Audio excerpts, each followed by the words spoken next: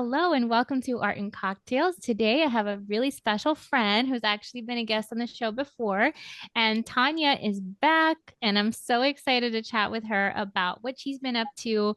And we recently actually went to the beach together, so welcome back, Tania. Yeah, thank you so much, Kat. I so enjoyed that weekend. We needed it badly. It was great. Yes, it was so magical. The ocean just has, we were talking about how it just has healing powers, and no matter what's happening in your life, you can just look at the horizon and listen to the waves, and you just know everything is going to be okay. So, That's it. if you haven't met Tanya yet, we do have an episode with her story and a little bit more intro about her work and what she's passionate about in her painting. And I believe it's from a year or two ago now. Time is flying by super fast. I don't Oh, even know where it's going. So, really? you can, yeah, Maybe yeah. but if you could just briefly introduce yourself for our wonderful listeners, for those who may not have heard that episode and want to just jump into the new one right away. Absolutely. I'm Tania Marmolejo, and I am a Dominican-Swedish-American artist. It sounds like a mouthful, but born in the Republic and with a Swedish mother. So I was raised between the two places. Summers sort of spent in Sweden and rest of my life in the Dominican Republic until I was about 17. And that really built a huge background of what I depict in my art. Like that's a really big influence. And I'm sort of known for creating these ambiguous female expressions, large female faces of characters. And they're basically the characters that tell my story from when I was young, my upbringing with two very distinct cultures, but also, what it means to grow up a woman, young and now in a sort of more mature time, and also sort of navigating our own issues, feelings, but also even the art world. Like I'm trying to be a voice in a sense for women and a voice for female artists. I did a TEDx talk about women and art. I've always been very female sort of empowerment oriented. So a lot of my work has to do with that. I'm considered a little bit of a feminist painter, which I have no qualms or, regrets. So yeah, that's That, basically who I yeah, am. and for those listening, we'll also include some images, of course, in the podcast and blog, wherever everywhere, so you can check out Tanya's work and on Instagram. And we talk about your the work and the emotions behind your work a lot in our first episode. But today, this has been what it's been 4 years since COVID, and it's been 2 years since we chatted publicly on the show. And I want to talk a little bit about some of the challenges that we're all experiencing, both in the art world, in the economy. There's a lot going on in the world in general, a lot of difficult stuff, but not to be negative or, to be discouraged or defeated, but rather like, what do we do during this time? And, for many of us, and I'd love to hear your thoughts on this too, like COVID, as much as it was a really tragic and scary time,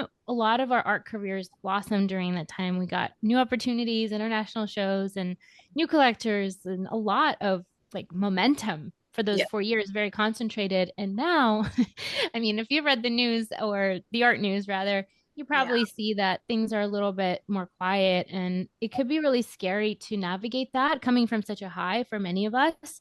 And Yeah. even myself, like even in business, and last year was the hardest year for me, going from like growing, and then just things feel like they abruptly stop.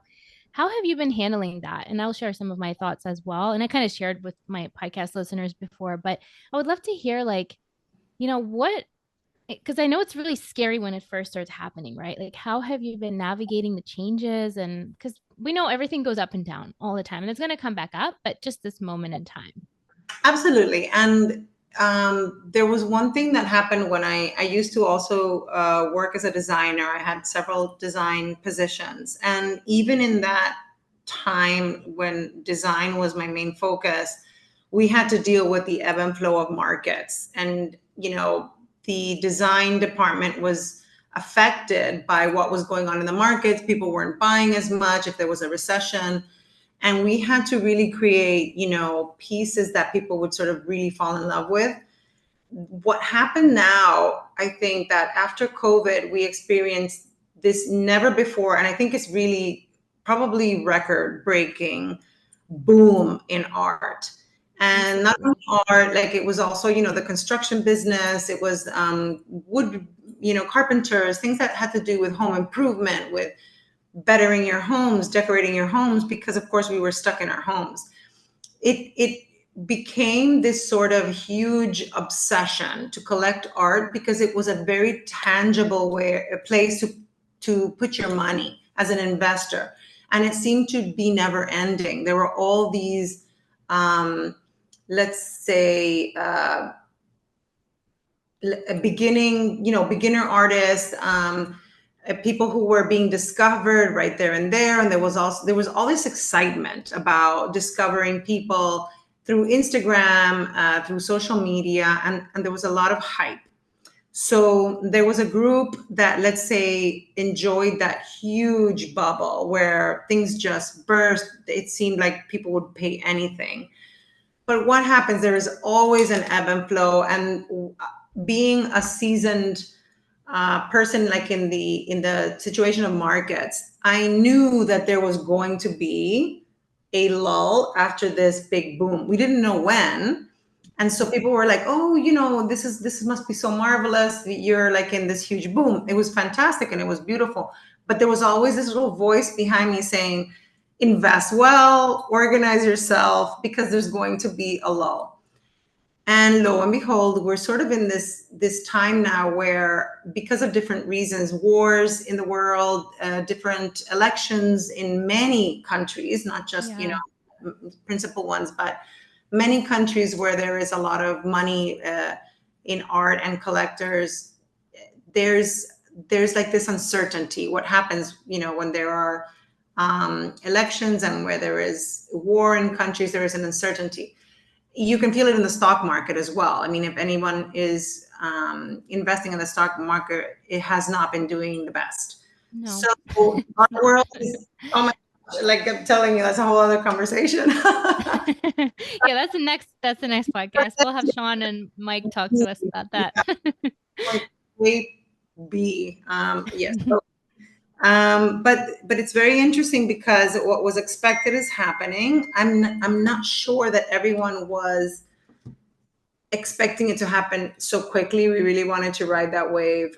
But I've been talking a lot with galleries and I've been talking a lot with artists, and it is definitely a recession in the art market. People are holding on to their money. They're not willing to spend as much. Yeah. Is it a complete stop? No. But galleries who have huge, rents and let's say businesses that depend on them investing a lot of money in art are going to suffer. They're suffering tremendously right now, and it's awfully sad because we would love for everyone to do really well. But what happens with artists, like we are a very malleable bunch, and we are in our, core, we're built to transform ourselves, I think. Absolutely. And I think that this is not a time to panic. This is actually a time to, bring ourselves down to our core, to think a lot. What do we really want? What do we want to do? What do we want to spend our time on? How do we see things, going in the future? If everything is as you hoped it would be before, take this as a time to really kind of develop who you are. Rarely do we get a chance to have the time where there's not so much pressure to really investigate who you really are. And I know that that's, the panic button is right next to that, because I'm one that if I don't have a deadline, I start kind of somewhat panicking. I work well under pressure. If there's no deadline, I'm like, what am I going to do with myself? So what happened was, I think I started saying, okay, I'm one of the ones that had a canceled show. Many of us had canceled shows or postponed, let's rather say postponed until the market picks up again, because it's a big responsibility for a gallery to carry a full solo show if no one wants to pay, money. So I'm like, okay, so what do? I start figuring out I'm going to work on my on my work, on my paintings, trying to find a new path. I want to, once this market picks up again, I want to be able to surprise the buyers. I want to come up with something fresh. That's obviously easier said than done, and it takes a lot of experimenting. And so I've been a little bit quiet because I've been working in my studio. Some things I'm kind of loving, some things I'm not. But what's happened, which is interesting, is that I've entered the same frenzy of creating, like a pace of creating, than if it would have been with a deadline, because I'm creating something and I'm like, no, that's not kind of, it's not, I'm not feeling it. And then so I start another painting. Oh, okay, this is feeling something more interesting here. And then I start another painting. And there's no rules, like just go for it as an artist. Maybe take this time to kind of do that. Love that.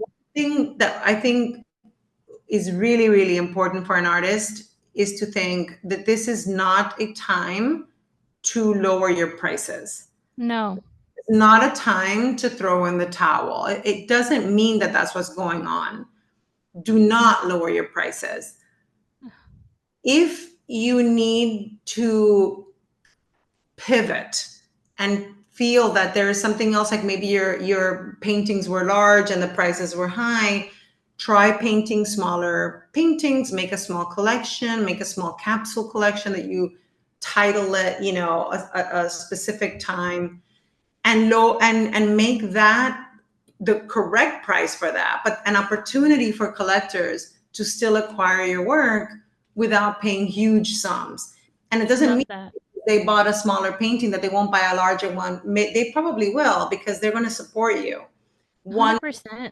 Yeah. I tell that to my community all the time. I think we all, of course, want the large, beautiful, multi-thousand-dollar sale, but sometimes it just isn't happening for many reasons. It's not your fault. It's not that you're a bad artist or you need to give up. It's like, I love what you said. It's not a time to freak out, even though I think it's okay to freak out a little just to let out some of that energy. And then like I let myself spiral, and then I'm like, okay, time to go to work. But like processing and acknowledging it's scary and uncertain, and it's definitely like a stress response in the body to like, you know, basically have the rug pulled from under you that you're used, the cushy rug that was there for us for 4 years is gone, but it's going to come back. But I wanted to read this quote. I recently posted it by Toni Morrison, and I love this quote, especially for now. This is precisely the time when artists go to work. There's no time for despair, no place for self-pity, no need for silence, no room for fear. We speak, we write, we do language. That is how civilizations heal. And I think that quote is perfect for what you're saying, because we do have a voice. And even though, like, I want to talk about this next, because like for me, this is a big turnoff. And I can't say that I've directly experienced this because I just don't let things get there. But I know, especially as you get higher up and working with galleries, there's more expectations and like almost like gatekeeping of the artist's work in a way, like what you can do, what you can say. And you being a very outspoken and bold and passionate person, and wonderfully so, like we need more artists to use their voice, whether it's for feminism or war, whatever you want to talk about. How do you navigate that? Because I know like you're an ambitious person and you do want to grow, you do want to continue working with higher level galleries, but how do you preserve the integrity of your voice when it feels like someone's saying you should do this or you shouldn't do that or you shouldn't paint like that? Like, I don't know if you've ever, or I'm not saying that they directly say that, but just the vibe sometimes can be like that. And I've experienced some of it myself. So just love to hear your thoughts on that. Absolutely. I'm 100% with you. There's like an expectation, right? That comes from once you are an artist that are sort of established and you've been with certain galleries for a time, there's an expectation that you're going to join a different gallery group, that you're going to sort of ride higher and your prices will be higher.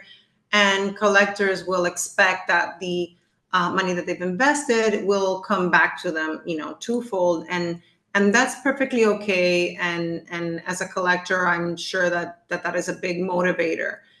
But I think that what is not fair is for the pressure on that artist to manifest itself, where the artist should not collaborate with galleries that they deem worthy, or because there is a friendship, or if the artist has a set price and if the gallery has contacts that are worthy, there, to me, should be no reason why you cannot continue a relationship. We're here to enjoy our life. And Yes. one of my biggest motivators for having switched from being in design to having to becoming a full-time artist was the enjoyment of the time that I spent in my life. I'm not spending it for anybody else other than for myself and my family and those close to me. And I want to have control of my time, and I want to have control of who I get to interact with. And this is important because it can become very, very stressful to deal with very high-end galleries.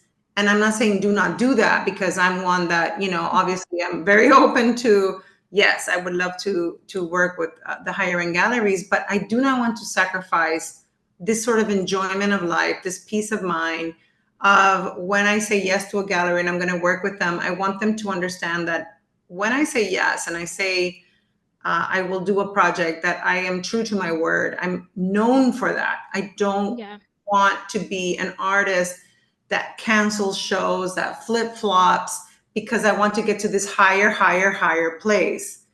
There is a danger in that, because you also lose credibility with the galleries that had in the beginning contacted you and trusted you when you start canceling all their shows because you have a higher gallery that contacts you. And I've learned this basically from firsthand experience. And I'm struggling with this right now. When do you say, no, thank you. I to a smaller gallery, I have to cancel this because this bigger gallery is calling my name? Or when do you say, may I please finish the projects that I have with these smaller galleries? Will you be there next year and we can continue? I don't believe in this exaggerated rush that we are a part of now, as if every single, week adds or takes away from your monetary worth as an artist. I really, really, really wish we would all slow down a little bit and go back to the time where when collectors collected work, it was because they wanted their children to inherit it. Yeah. It's become such a crazy time. And I think that that's part of why the art market right now is in such a craze, where we haven't seen, maybe in 2008 with the, the collapse of the housing market, we had people, panic this much. But I don't think that there has been such a panic in an art world, because I don't think that there has been so much money invested in art suddenly, so immediately, expecting such a huge return in such a short time. So much pressure. It's so much pressure. What other industry, like even stocks, like even when you buy a stock, you don't put that much pressure on the company to grow. Like, people invested in Twitter or whatever, and things have been slow. They have not turned a profit forever. Probably still didn't. But yeah, you're told to hold on and think of the long run. Yes, think about the future, think about the story and the history. And it's not fair for especially single artists who we don't have unlimited time. It takes time. Art, no matter how fast of a painter you are, it takes time and mental space and a regulated nervous system when you're not freaking out or feeling so much pressure. There's a lot to talk about here, but I want to go back and ask you, if you were to go back, because I know, you've grown so much and you've had so many amazing experiences and accomplishments, but when someone, like, let's say higher up, comes to you and says, cancel everything, we want to work with you, what are some red flags that artists should look? Because here's why I'm asking. When I started and a gallery would reach out to me, I just almost didn't care. I didn't do my research. I was like, yes, I'll do it. Well, I'll paint tomorrow, I'll hand deliver it to you. Like, I was a yes girl, and that really paid a toll. And I think in the beginning, that scrappiness serves you, because you show up, you get all the whatever opportunities come your way, you do it. But as you get older and you don't have as much energy and you have more responsibilities and more collaborations, more galleries, more clients, how do you know, and what should we listen to when someone comes to us? Like, what are the red flags we should look out for our own best interest as artists, or, even as business people? Because let's be honest, like we're in it for business too. We're not just. Absolutely. We're not just loving what we do. We make a living off of it. And we have to think as business people. We have to. Our art creates our business. I think that a red flag is when you do not receive answers to your emails. when you're sort of ignored. I should have seen that with one of the cases, well, with the case that has been my little Achilles heel, pain in the butt. Yeah, because it's interesting because we are so ready to say yes, yes, yes, I will do what you want because it's a well-known gallery that you don't realize. Did they ever send you a contract saying we're going to hire you in this? Please let go of your other how do you say, your other relationships with other galleries because we're going to represent you. No, I did not receive a contract saying we'd like you to sign this and say from 2024 on, you will belong to basically us. We will be the ones who represent you. We need to pay attention to the small details. And when a gallery approaches you and says, I'd like to work with you, to really realize that you are as important, if not more, than the gallery. The gallery is going to be your voice and they're going to put you out there, but you're the one that's going to create the work. You need to know who you're creating with. You need to feel comfortable. You need to be assured that you're going to have this job with them. They need to either put it in writing, maybe make a contract if it is going to be such a definitive such a definitive decision that you need to let go of other relationships that you are with. That's huge. I mean, you make wonderful relationships with galleries and they're asking you to not have these relationships anymore. I think it's very, very important for you to realize who you are and what your worth is and put your stamp down and say, okay, but these are my conditions. I would like to have this in writing because I have other galleries interested in me. I'm enjoying my current situation. Like you have many A, B, and C reasons as to why you would need something in writing. And also in the back of your mind, know that nothing is 100%. So be careful. Do not burn your bridges. Do not just quit. Do not just, send that's horrible to you. Then absolutely, I don't think anyone should work with any situation gallery person that makes them absolutely miserable. But if it's just because it's a gallery that is not as big as another one, I mean, times change. You never know where this gallery will be in a couple of years. There's a lot of ambition, young people starting new businesses and galleries, maybe the next big thing. And it's a wonderful thing to have a good relationship with your galleries, Absolutely. to have this Yeah, sort of. that's one thing that, thank you for sharing that. I think that's one thing that really bothers me is the kind of like hierarchy or judgment of who's deemed worthy or, who's up there and who's not, because I don't think it's fair. And I know from a collector's perspective, like I was reading this book, I shared it with you by Bianca Bosker, Get the Picture, and it talks about like the higher parts of the art world and how a gallery owner specifically said he doesn't want any Joe Schmoes or regular collectors in his space because he only wants museum level collectors. And that kind of like that's fine. I'm trying not to judge, a little judgy, but I really that bothers me because I'm like, why can't a normal person buy art? And also from the Yeah. artist perspective, you can wait 10 years for a museum level collector to stop by. Like, what are you not supposed to eat or pay rent until then? Like, and that creates this elitist culture where you almost once again have to come for money or connections to be part of this game, where that's just not true anymore. Like, the Yeah. past 10 years with social media and like whatever COVID, we don't need that kind of elitist attitude. And it really turns a lot of people off and it prevents artists from getting paid. And that whole thing just really, truly bothers me. I agree. There was a moment where, artists, because of social media and the platforms that started, had a power to sell their art through the non-conventional, methods. And then there were so many of them that collectors started going back to the galleries saying, who should I collect? Because there's just too much of these platforms. So galleries became important again in the sense that they're going to guide this collector as to where they're going to go. But what happens is, too often than not, the galleries, the art reps, the curators, I'm going to say quote unquote, because there's so many people calling themselves curators now. Yeah. They're all following like the same pattern that they see because they go to Frieze and they go to, to the art fairs. And yet there's so much more interesting art happening outside. And I'm dying for that to become known again. Like, what else do we need to do to have this status quo of the same people, like it's the same artist, same group of galleries reaping in, Yeah, and like within artists, because of like the algorithm, that's like the downside of social media. I noticed people are starting to paint the same type of way even, and it scares me. I'm like, I come to this to discover something fresh and new. Why does everything look like a carbon copy, a worse carbon copy of the other thing?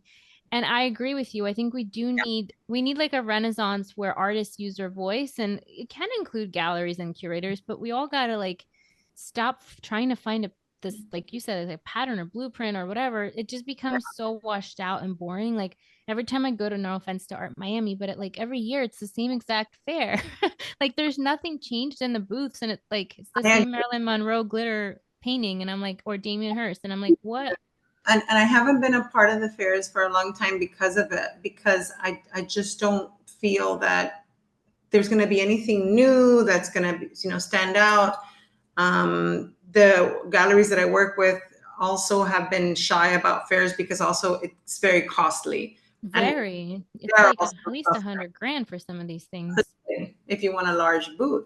Yeah, I think that one of the very best things that one can do, and I think that you are a part of this, Kat, is to join like the support group for artists, like the art queens, the different, because in a time when there's a lot of uncertainty, when we come together with similar questions and similar feels, that becomes a powerful group. It's not like a group for, just unloading your, no, a group for sharing ideas. What can we do? What should we do?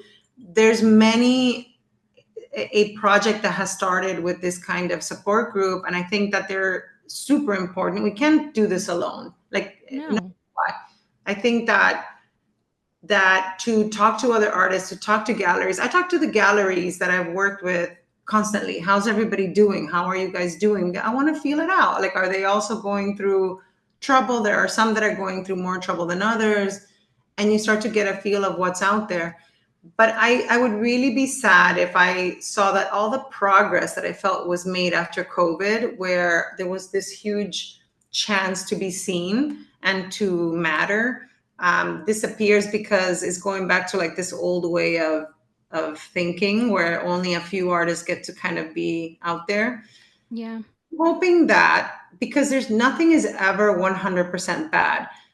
This is also a chance for opportunity, like a low market. Even in the stock market, if you're smart, you start looking for where you should invest. That isn't the most typical. It isn't one of the big companies that's losing, let's say. So in art, when we were talking about this before, even huge artists, they're now in auctions that are not selling for very expensive. Those collectors, those collectors who ever wanted to pay something for, or ever wanted to collect certain artists, this is actually the time to do it. And to know that every market, it's never forever, it's going to come back. And to think, well, which artist do you think will make it? And invest in those artists. This could be your best time ever. I mean, you will have very good prices because the auction market is not doing, as well as they would like. But that doesn't mean that that's not an opportunity for somebody else, for another collector. And a collector that wants to begin being taken seriously, like you say, it has to be almost museum quality for you to qualify with certain galleries. If you start buying at auction certain pieces and then show the galleries that you have these pieces in your collection, that's a way to get into the art world. There's a little bit of opportunity for everyone, for sure. For artists, I think it really is a kind of like getting back to your roots. Who am I? What am I going to represent? Plant your flag down, be strong, develop your next move. I think that one way of doing it is to think of something that might surprise your collectors when you're starting the next chapter, when this art market picks up again. I love that. Come up with like something interesting and different. And that's hard. That's like easier said than done. Obviously, you have to No, really but this work. is the time. We don't have distractions. We don't have like for me, I mean, I purposely got rid of a lot of my schedule because I'm just a little burnt out, but I gave myself the next year to, and I have that luxury and I can talk about that in a moment. But I was like, right now, nothing, there's things happening. I had opportunities, but I'm like, I'm just going to say, I want to take this slow time. It's like the winter, right? In the winter, you like the seeds are not, they're just dormant and they're not dead. They're going to come out. The trees are going to bloom again. But this is not the time to like try to force the tree to Yeah, produce fruit. It's not going to happen. And no. in some cases it will. There's other things we can do, but I'm like, why not just like you said, go back to our roots, go back within. And I asked myself recently, like, what do I want to say next with my art? I've Yeah. said what I wanted to say about the last body of work. I feel really satisfied with it. It's like a closed chapter for me. And I'm like, there's something else new. And there's like a new chapter and it's exciting. It's not a time to be scared. It's a time to like listen to yourself and spend more time like reflecting and looking at art and talking with artists, like you said. And it can be really wonderful because I look back and honestly, like during hard times, we don't enjoy it. Like, let's be honest, we all want more abundance, more money, more sales. Like, who doesn't, right? Like, no one is like, I can't wait for things to be slow. But when I look back on my life and some of those like more poor struggle city periods of my life, there's some of the most magical creative times where new ideas came out because I wasn't distracted. I didn't have like, I couldn't indulge in vices. Like, it's a little bit like of an incubator. So like I think this is a beautiful time to incubate both your career and your practice. And I think there's still a lot of business opportunities, even though it might not look like what it looked like 2 years ago, right? Like we could still make money, it just isn't going to look the same way. I think that the detail here is to be 100% honest. If you look at art history and you think of, oh, you can imagine these gorgeous times where things were lovely and beautiful, and you have like the impressionist paintings of gardens and people in cafes and having a lovely time. And then you have these harsh paintings of reality and war, like with the German expressionists and everything that Like was. we were talking about Kathy Kollwitz, right? Just that, like, Yes. And who do we like that basically? And I've always said that, like, to me, art is like this thermometer of humanity. It shows us what we're going through. And that means personally as well. It doesn't have to be a major event. It doesn't have to be that your country is at war. But what are your insecurities? Paint them. Paint your insecurities. Paint. It doesn't all. If you're used to painting flowers and beautiful landscapes, and you're going through a tough time, what is your heart telling you to do right now? Is it stormy clouds? Is it like a dark, dark void? Do it. Don't even question it. Just everything that you're feeling, put it out there, because you never know what path that's going to set you on. And it can be a very interesting one. As long as absolutely. you're honest, and I've always said that, which is why I don't pay a lot of attention to galleries and gallerists that would love to see something XXX coming. I love to see you paint a Yeah, flower. erotic art. Yes, I can, but it's not what I'm feeling at the moment. And it is. I always really, really want to do things honestly, so that when I look at a piece, I know where I was at that moment. Like I know where I was Mm, at that time. And it is a conversation with the viewer that you're having. You're sort of telling them something. And what's more interesting than not is when you are going through something personally, more often than not, it's a collective experience. And you look at things broadly later, and you see that a lot of mm. artists have been going through that as well. And who knows if this dark, market time, uncertain time, brings out a certain time period in artists' lives where we sort of end up in a, oh, this is the and I'm gonna say impressionist, but it's not really that. Like introverted something period of artists. Like I'll just name it. Mm-hmm. Might be a time when we're sort of reflecting, and Yeah. more often than not, we're grouped because we go through things simultaneously, and it'll be interesting to see what we all paint in I, these times if we are honest and not yeah. just go with our set things. Yeah, that's one of the gifts too is to be able to create work. Of course, when we're making work for sale, there's always that little voice in our head. But I think to really develop as an artist, that's part of the reason why I'm also taking time off, is just to make work that you don't have pressure on sales. You just want to say something, right? And that's really what art is about. And it's a nice and it's a privilege that we're able to sell it and connect with people that way. But at the end of the day, like, why are we artists? And I find myself, this kind of broke my heart. I think when the market really slowed down, I seen in my community, I see it a lot, and a lot of artists shut down doors. They moved out of their studios and they said, we're not making art. But I invite all of us to be a little more scrappy. Like, sure, maybe we can't afford a 2,000 square foot studio, but we could make little paintings, grab a sketchbook, draw. You can make art. There's people who made art in prison. I'm not saying that we have to get incarcerated, but there's always a way. And I think, like, we really got to own that. We don't need a ton to say something important and make it beautiful. On the contrary, we have to realize what kind of creatures we are and who we belong to. We're artists. Like, we have been the toughest, humans from the beginning of time. We're the ones that relate and tell humanity stories. We tell our personal stories. We paint on cave walls, and who knows what those cavemen and Paleolithic men were going through at that time. But we prevailed. We drew, we painted, we sketched, and it's not the time to kind of throw it out and say, I can't do this. It's a time to realize who you belong to. Be proud of being an artist. Be proud of saying, like, I belong to this really tough group.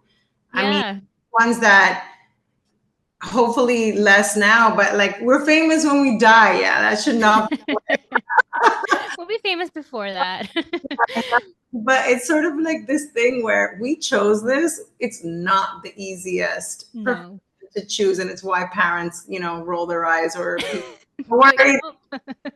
It's like that meme with it's like, forget about drugs, just send your kid to art school and you'll never have enough money for drugs. Like, to her, because yes, we did so well after COVID. So many artists did, but that isn't, like, let's remember that everything really is a back and forth, ebb and flow, and like, grab onto something monetarily. Do not invest everything. Leave some cash. And don't make too much money or the government will take all of it. Just kidding. But it is true. It's like, that's a whole other chapter. It's like learning to manage, because it's such a crazy, you might make a huge amount one year and then the next year you have for nothing. Very, very interesting field that we are a part of. But I think that, so many people say, like, oh, you have such talent. Oh my God, you're such a talented person. It's like, yeah. You know what? It isn't really about the talent. Yes, the talent is there when you're born with something that makes you want to do something and you become obsessed with it, like play basketball, draw, whatever it is. But it really is about grit to me. It's grit. Talent is grit. When times get tough, half of the people that are part of something will drop off, start something new. And that other half, not even half, I'm going to say like 10%, is going to stick with it. And they're going to know that this is ebb and flow and that there's a curve and that things will look up again.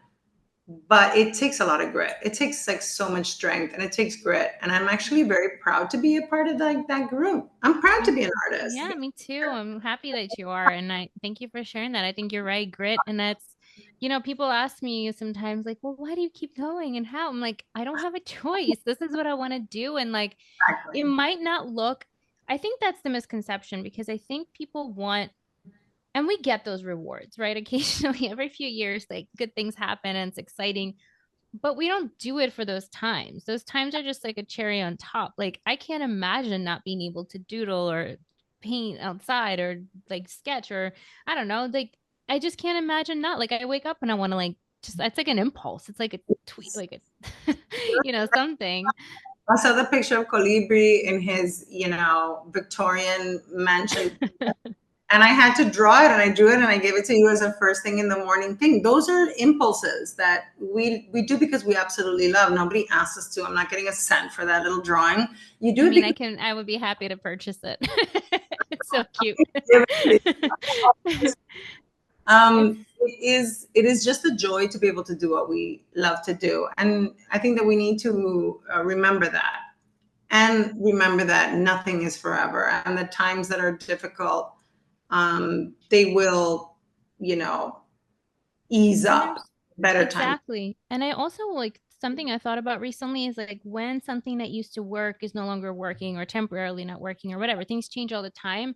We Yeah. got to remember that we are so adaptable. We've adapted. I didn't have Instagram growing up. I had a spinny Yeah. phone. No, I didn't even have a phone in my Russian apartment. We got a phone when I was like probably 6 or 7.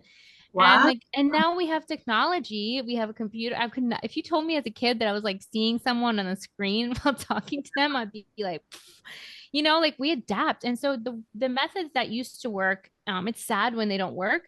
But we got to remember there's going to be a new method. There's going to be something like Instagram that comes up or, something new invented. So I think just keeping an open mind is so important as well and not like giving up. But most of us won't give up anyway. It's just like it's nice to talk about it because I think we just feel really lonely when we get struck with the hard times, and it's just good to hear that as a collective it's not been the greatest, but we can get through it.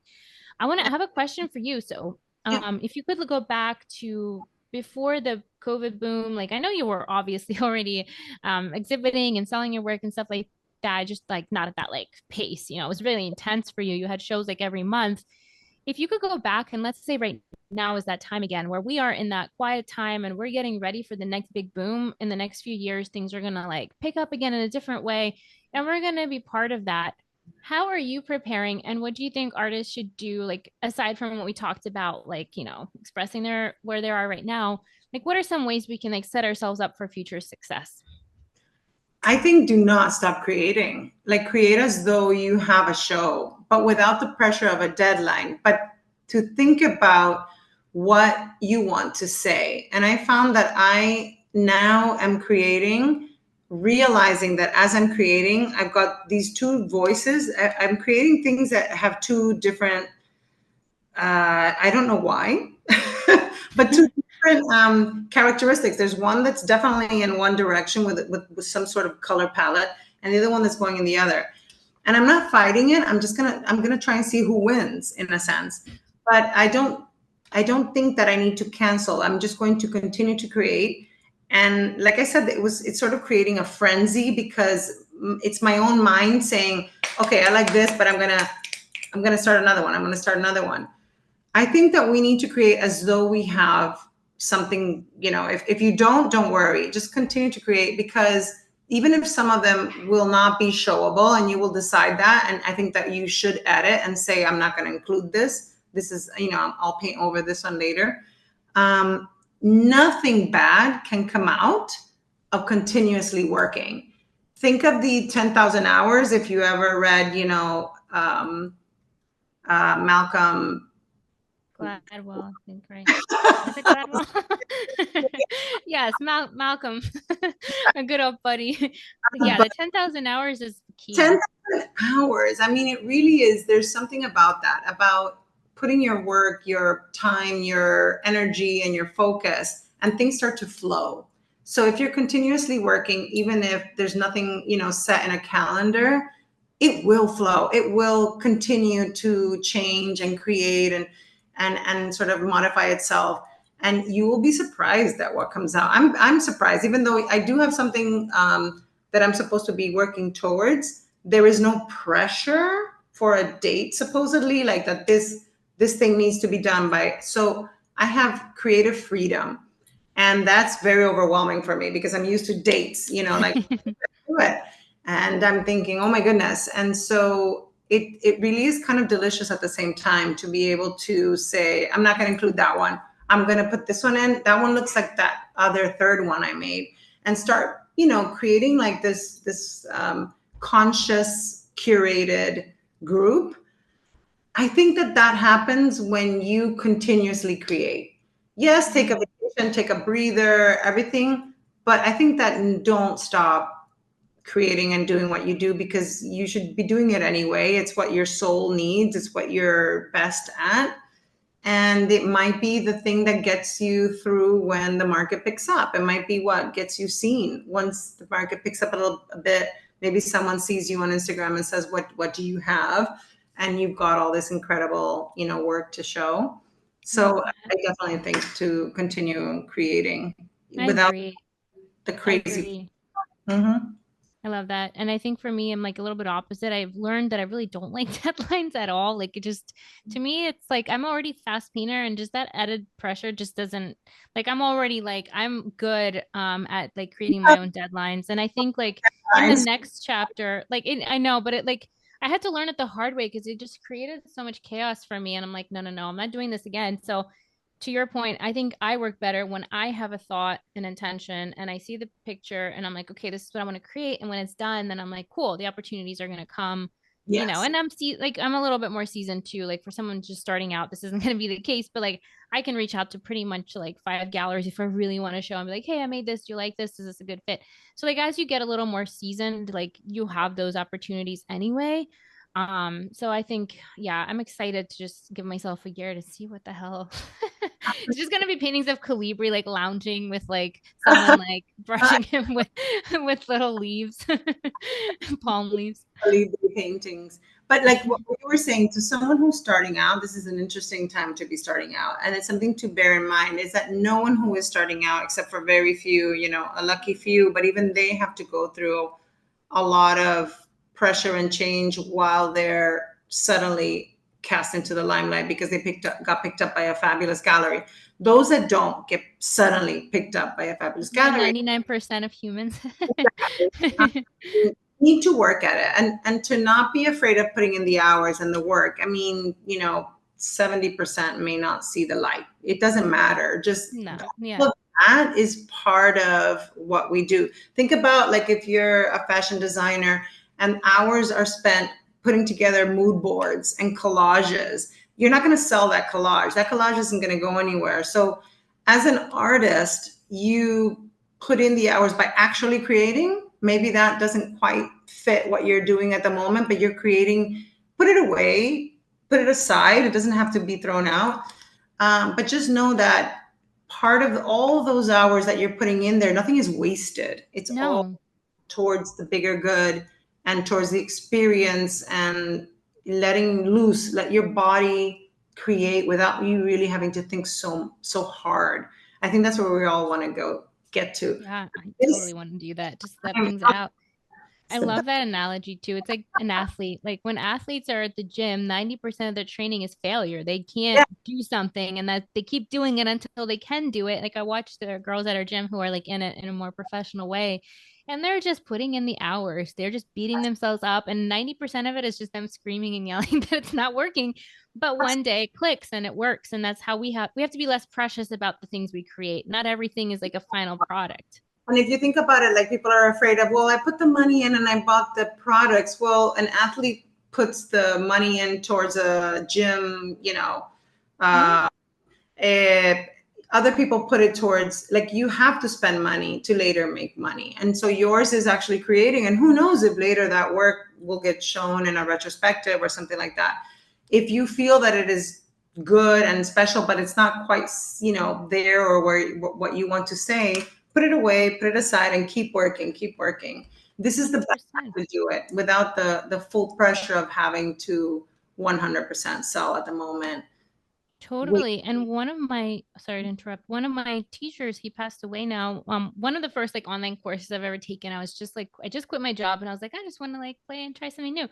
Well, I don't think he sold a lot of his originals, but he was a brilliant teacher. His work was beautiful, but like, I just don't think he was like, in the art world. He was just more of like a self-taught painter, but he was an amazing like impressionist painter and he made his money through teaching. So it doesn't mean that it's not valuable in some way. Like it might not go to a New York City gallery, but he had a gift and he was able to monetize his work that he put in through passing it on to others. So like not trying not to be closed minded about it too, because it's like, especially if you're starting out, you may not have that gallery knocking down your door. No one does when they start out, It does but there's so many options between mostly. teaching and selling products. And, if you're a designer, there's so many things we can do, and just not putting pressure on that art, which is like, that's our voice. Like, why would we get mad at it? It's like the Yeah, most honest thing we can do, right? never get mad at it. And like I said, we're privileged that we belong to this gritty, group of people, and we can do this. We can pull through. Nothing is forever. The market will change. Let's be ready for it with work. Let's be ready for it with Yes. the right attitude. Like, you're willing. Okay, let's do this. I've created some work. Let's start. Yeah, I think that I that's love kind it. of the I attitude to think have. that's the plan. I'm excited. And beach trips. More trips to the beach and more hang out, and I'll have to visit you in Spain. Tell us thank you so much again for being so open and for being encouraging. I feel like we all need this conversation more. I think my commitment this year is just to be really honest, like in a respectful way, because there's no like, it's never Season. like, oh, this is bad, this is good. It's just life. And like, we're just navigating all these things that are happening.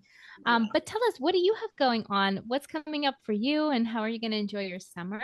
And what are you working on right now? Part of my plan was to take a full break. I'm going to go to Spain and spend my summer there. And I was planning on not painting at all. And that was supposedly in my mind going to be fantastic. But something came up in my native Dominican Republic, and a project with a show was going to come up. And suddenly it's like, okay, I've got something to do, which absolutely makes me very happy. But what I also love is that in this little time that I've been working in the studio, I've kind of come up with some slightly different, treatment to the paintings, and my gallerist in the Dominican Republic really loved it. So I'm going to explore this other route and have fun with that. I might take some canvases with me to Spain and paint there, but it's a good thing to kind of pivot a little bit from what I'm usually, doing. Change place, change environment, take a break, give yourself some air, and see what comes up. And I'm in no rush. Like, I'm just gonna do this, and I will let him know when I'm ready. So I'm excited about it. Let's see what happens. But I'm super excited. I'm It's a super great excited. project to have, knowing that the market is weird. I think that Latin America, Dominican Republic respond differently to the market. They have their own market. They're like, no, we still have parties in our houses. We want to show, we want to show our house. So luckily, I think that hasn't changed too much, and I'm able to, focus on that. And then Asia, Europe, let's see what happens. It's like that. It's like this balance of I have an art fair in Korea. Um, there's a solo show in New York. No, not a solo show, sorry, a group show in New York in November. So there's things happening in the fall. Let's see how everything Exciting. falls into place. I'm just excited to just be able to have like things to do, and Yeah. something to focus on. I think that's fantastic. Yes. Awesome. Amazing. You're Well, taking a break. I am. I told our listeners that I'm taking a sabbatical, but I'm not like not doing so. My idea of a sabbatical is just I'm not doing like anything with deadlines. Well, when I'm finishing my fiction book, which I started last year, and I just, Very. life got crazy.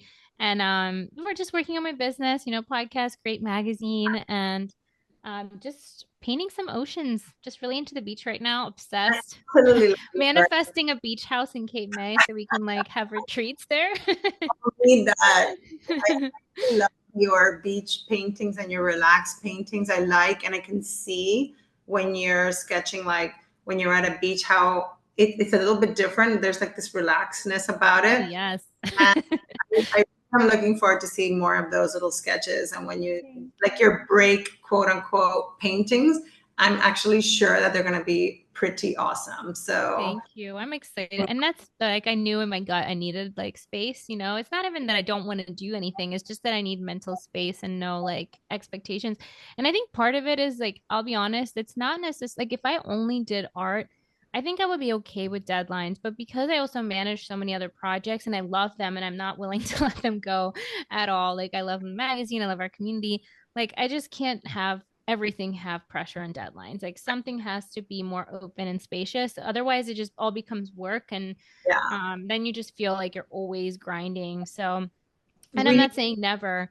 I need think I'm definitely like yeah, I want to show like when I'm ready and when I feel like I have something to say. That's another thing. cannot wait to see what you're going to come up with. I think it's going to be beautiful, no doubt. And I think it's super important in what we're going through, where we have to kind of take a breather, refocus, rethink. It's also super important. We can't just go through life automatically. No, Um, no. it's going to be interesting to see if we see much more. I'm hoping to see much more exciting stuff out there too. You know, like what's this going to do? What are painters going to do? Are we going to see new painters? Are we going to see new artists, sculptors? You know, what's going to happen? I think it'll be exciting to see how it changes a I little think bit. so. I think because there's not such a rush or like, with the things that you make, for example, during COVID, I could literally like spit out something and I not that I ever do that, but like it just felt really effortless. Like I can make anything and someone's gonna buy it. And it's just not like that right now for many people. Like Mm-hmm. some people maybe like the top 1%. But Mm-hmm. I think this is a great time to experiment and to go off and do something new. And there's no pressure because there's a great time. I think Absolutely. it's gonna be awesome. I think so too. I'm very hopeful. I'm always hopeful. Optimism is like And my we big. got to keep going. I just wrote about that this morning in my Substack. I was like we talked about, artists are super gritty and it takes a person of a lot of faith to even go to art school and pursue this crazy life. It's nothing's guaranteed. The world is definitely not set up for us at all. So we find a way to make it work, and that's exciting. We I are weirdos. I think us and musicians and writers, we enter this similar realm where we don't have to do what we do, but we choose it.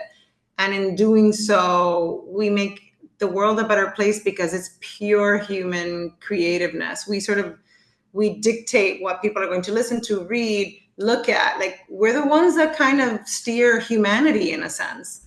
I think Yes. this is a time to be honest. This is a time to like really be honest in your soul, and what you're going to create right now, do it from your soul, not because you're going to sell it, but from your soul. Even if it's scary, even if it doesn't sound like it's going to sell, even if you look at it and you're like, this is some scary stuff I'm looking at that I I'm kind of excited now. I'm like, ooh, let's see what terrors come out. I love it. Oh my gosh, girl. Well, this was such a pleasure, and I'm sure we'll have you back again. Let's check in a few months. I think the world's gonna shift in a good way. I have a good feeling about it. And if not, we'll figure it out anyway. But where can our listeners find you? Where do you hang out that they can follow your work and what you're up to?